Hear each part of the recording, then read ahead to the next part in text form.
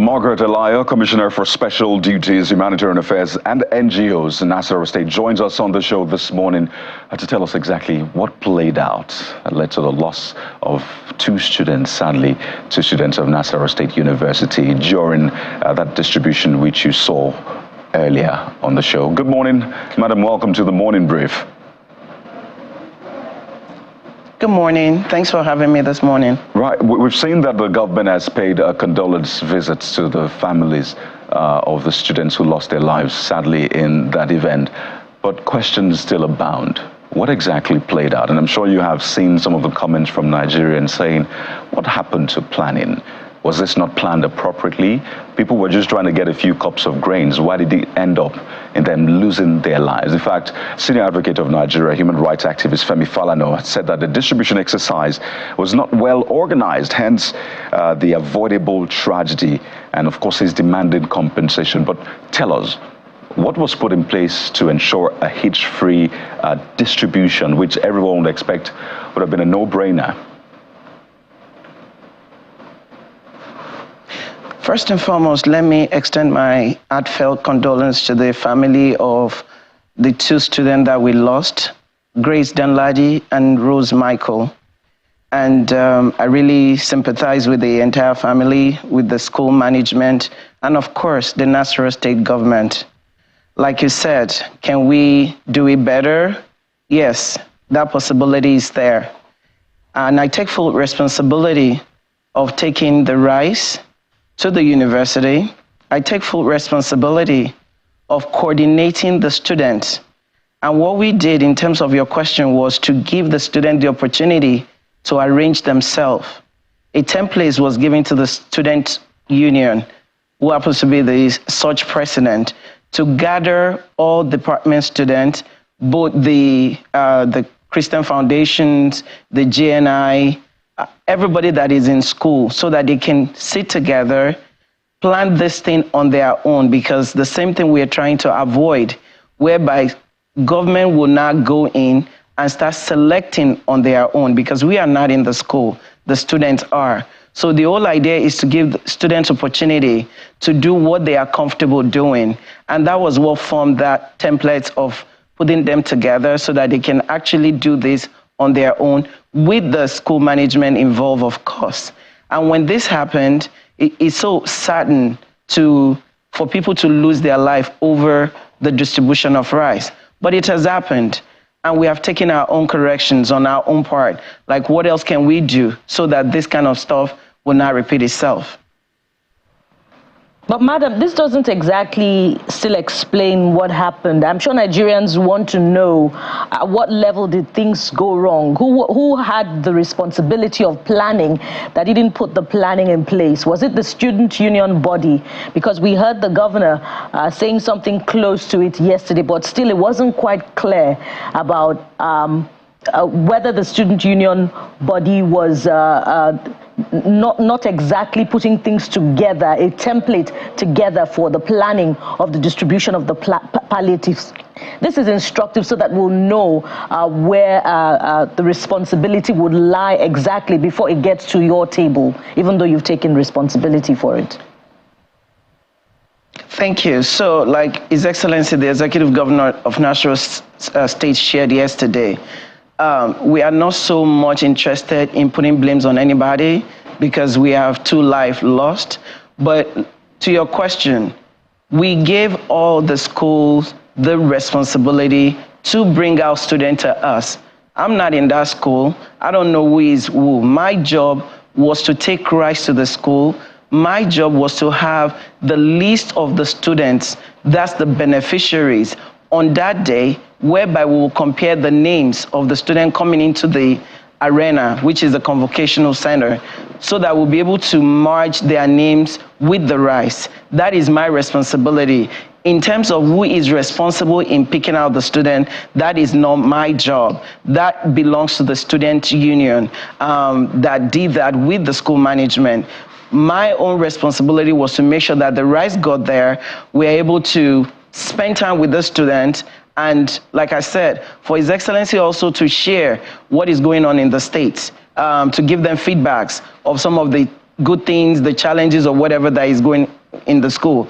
And to say this started with good intentions. Sometimes good intentions probably might not end in the right way, but the whole idea was we receive information from students, especially to my office, that they wanted this rice to come to them. Last year, I did the same thing, and I got a lot of bashes that some of these people that we arranged or that we organized with to take this palliative to the student did not do their job. Forming this decision that let us go to the school ourselves and make sure that these children are captured in the right manner. The beneficiaries get exactly what we sent out to them. That is what formed that decision of going to the school. Where my work stopped is to make sure that that rice get to that school. The planning of how the names are generated is not in my own schedule. But like I said, something bad happened. We sincerely apologize, and on my behalf, on the behalf of His Excellency and the ministry itself, we hope to do better. We hope to get better. If there is any other thing that we will do for the student, I'm quite sure for what just happened, we have learned our lesson, because what we've seen now is knowing that people did not do what they're supposed to do. So if I get your meaning, madam, it's because of the worry that some names may be excluded that led to the students breaking into the convocation arena where they wanted to go and grab the palliatives by themselves. Yes, so what is going on right now is the school management is investigating all this stuff. So I won't really speculate, but a name's supposed to be generated, that's for sure. It's not just everybody to be in that convocational center. We're supposed to have names given to us. One, because we need that as our own data collection, so that next time when we are coming to the school, the same list will not be repeated. So definitely names, we are talking about over 4,000 students, because what you have in that school is 8,7.5 kg rice that was delivered on Wednesday. And for me, that rice has been in that school since Wednesday. If there's supposed to be any kind of disruption, like people were suggesting, it could have been done earlier before that day. Why wait till that day? And I still go back to my question. The distribution of this rice will not start till about 10 a.m. They are not even the first school that we are coming to.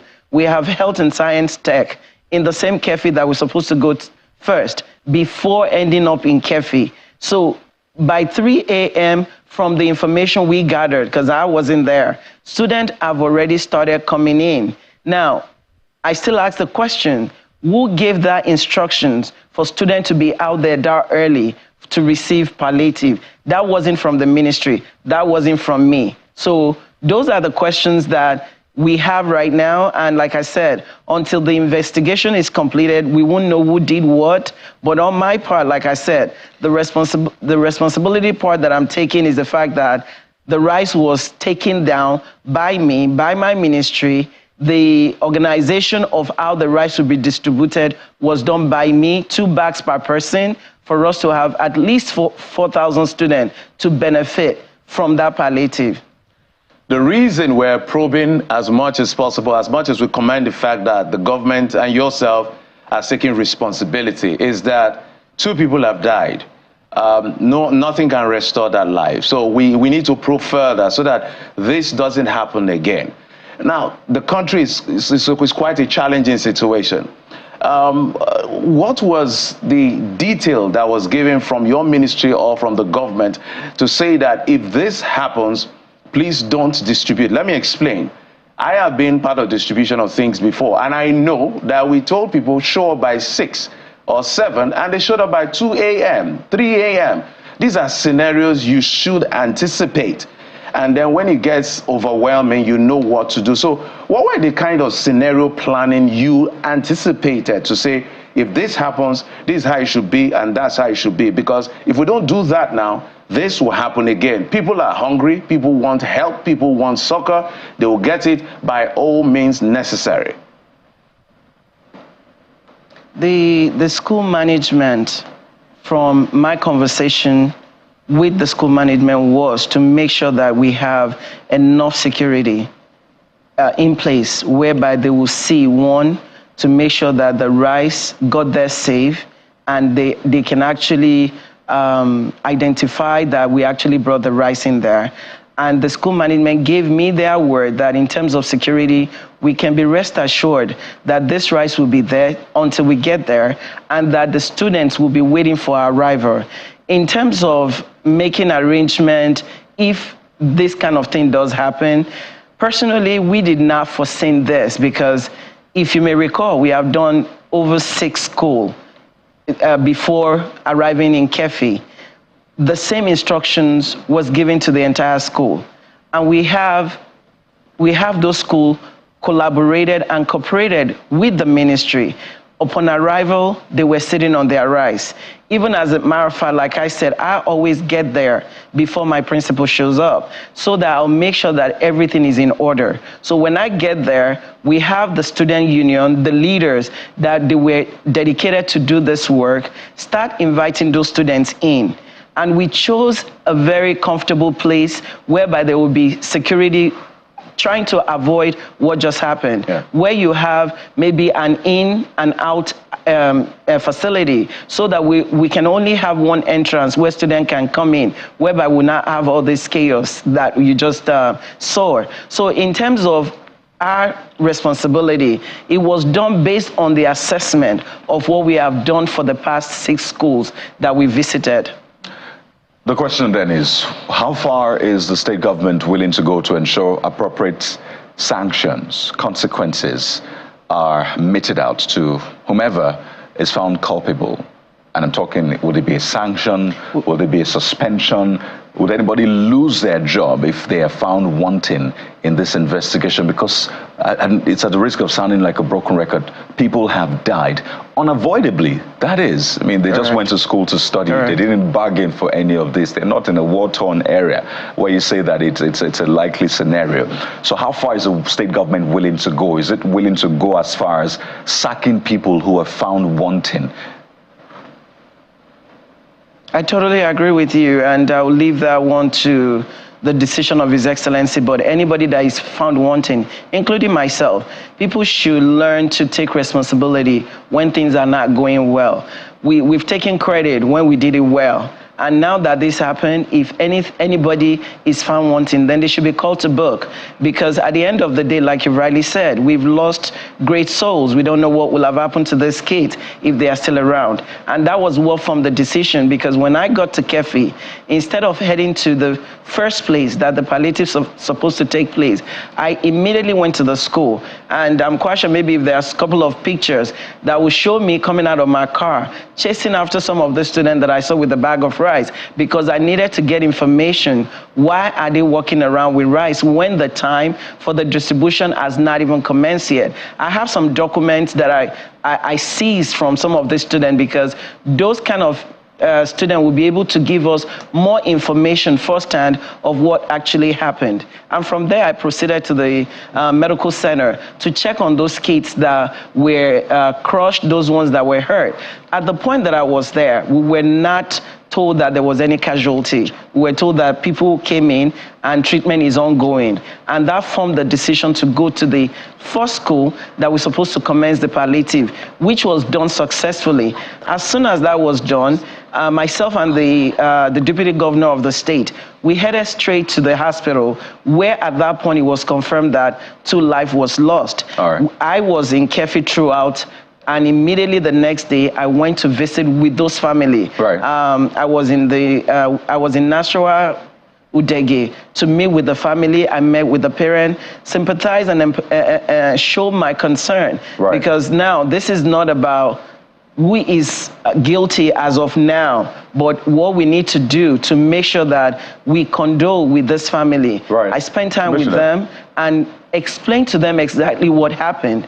And from there proceeded to the second home, where we met with the family to express our heartfelt condolence to them, and looking forward to what else we can do to make sure that we spend more time in making sure that this thing does not happen again. Well, Commissioner, as we wind down now, so what would happen to the families? Are you paying compensation? If you are, just how much is it? Well, it can never be enough, but how much is it on the one hand? On the other hand, what is the situation of the injured? Okay, so with the compensation, that cannot come from me, but I'm quite sure in the wisdom of His Excellency, he will know the right thing to do. My job now is constantly to monitor those families to make sure that they're at least in a better place, trying to accept what has happened. In terms of the student that were in the hospital, I was there yesterday morning. And previously I was there when I returned back from the visitation of the family. Out of all the students that were there, I met with 2 students receiving treatment, but stable condition, because I had a conversation with them. I think one person's leg was fractured and she's been taken care of, but she's still on bed rest. And then the other kid is still there, but she was able to speak with me. I was told 2 students left to get scanning done. And then the remaining student, from what I gathered from the hospital management, that they've been DC. So our job now is to now see what we're gonna do for those students. And in reference to their medical bill, the state government have already assumed that responsibility. And for the one that passed on, I'm quite sure His Excellency will be working towards what next we can do for those families. Well, Commissioner Margaret Alayo, we'll have to thank you so much. It's rare to actually see, and it's commendable to see that you're choosing to be accountable in this, which is what government should be about. So thank you for your time. We'll be following up this story to ensure that the right things are done. We'll be speaking with Commissioner Margaret Alayo, Commissioner for Special Duties, Humanitarian Affairs and NGOs, Nasarawa State. Thank you for your time. Thank you. We'll shift gears now and hear from the students themselves. The danger of a one-sided story, they say. So let's hear what exactly happened in a couple of seconds. Stay with us.